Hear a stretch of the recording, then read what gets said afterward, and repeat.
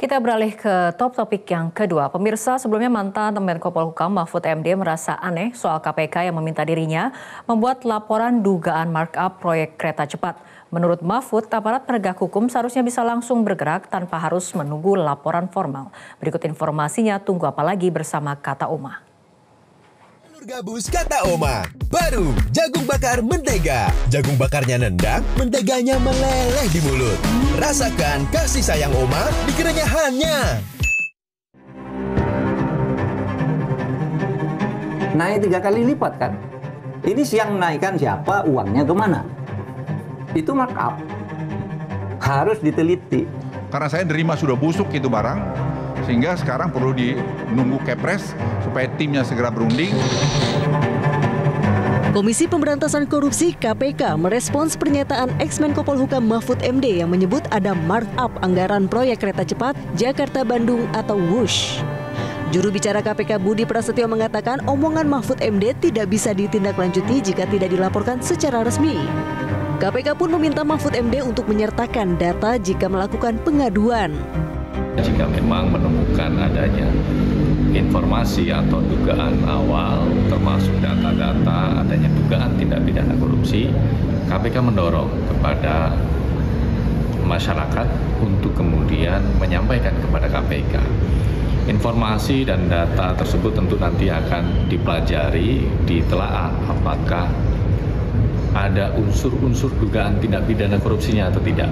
Kemudian tentu nanti akan ditelaah apakah juga menjadi bagian dari tugas fungsi kewenangan KPK. Mahfud lantas merasa aneh atas permintaan KPK itu.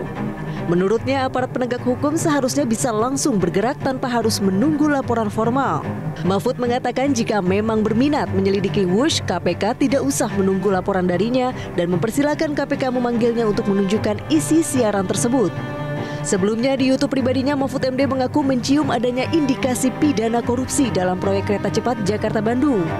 Mahfud menyebut ada dugaan markup anggaran beberapa kali lipat dalam pembiayaan proyek kereta cepat Indonesia-China atau WUSH di era pemerintahan Joko Widodo.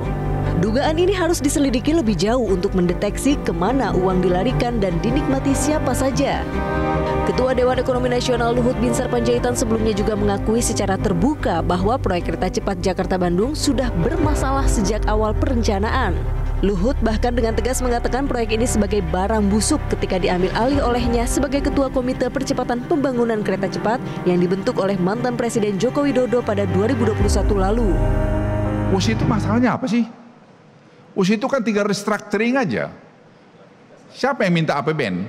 Tak ada yang pernah minta APBN. Restructuring, saya udah bicara dengan Cina karena saya yang dari awal mengerjakan itu, karena saya nerima sudah busuk itu barang, kemudian kita coba perbaikin, kita audit BPKP, kemudian kita berunding dengan Cina, dan Cina mau untuk melakukan, tapi kemarin pergantian pemerintah agak terlambat, sehingga sekarang perlu menunggu Kepres supaya timnya segera berunding, dan sementara Cinanya sudah bersedia kok, nggak ada masalah. Proyek kereta cepat Indonesia-China atau KCIC terus menjadi sorotan banyak pihak usai pernyataan Menteri Keuangan Purbaya Yudi Sadewa. Ketika itu Purbaya dengan tegas menyatakan menolak membayar utang WUSH memakai APBN dan menyerahkan kewajiban utang yang nilainya fantastis yaitu sekitar 116 triliun rupiah itu ke Danantara. Tim Liputan Metro TV. Pemirsa, KPK mengaku tidak cuma menunggu informasi dari mantan Menko Polhukam Mahfud MD terkait dugaan markup proyek kereta cepat Indonesia-China atau KCIC atau WUSH. PLT Deputi Penindakan dan Eksekusi KPK Asep Guntur Rahayu memastikan pihaknya tengah mencari informasi. KPK memandang informasi awal terkait dugaan korupsi yang disampaikan masyarakat menjadi hal positif sebagai bagian dari bentuk partisipasi dan pelibatan publik dalam pemberantasan korupsi. Sehingga dalam kasus dugaan markup proyek kereta cepat, PLT Deputi Penindakan dan Eksekusi KPK Asep Guntur Rahayu menyebut informasi dari masyarakat dapat mempercepat pengusutan. Asep menekankan pihaknya tidak hanya menunggu pelaporan, melainkan telah melakukan pengumpulan informasi dan bukti terkait dugaan korupsi tersebut.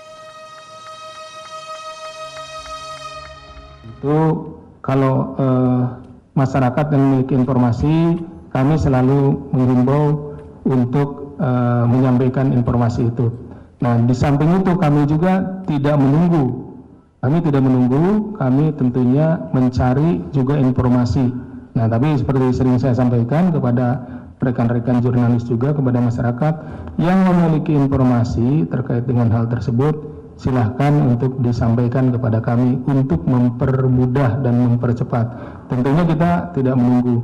Kalau kita mengetahui terjadi tindak pidana korupsi, dimanapun ada kewajiban bagi kami untuk melakukan tadi pengumpulan informasi terkait dengan hal tersebut ya. Jadi kita secara aktif juga kalau ada informasi terkait tindak pidana korupsi, kita mengumpulkan informasi dan bukti-bukti. Jelajahi cara baru mendapatkan informasi. Download Metro TV Extend sekarang.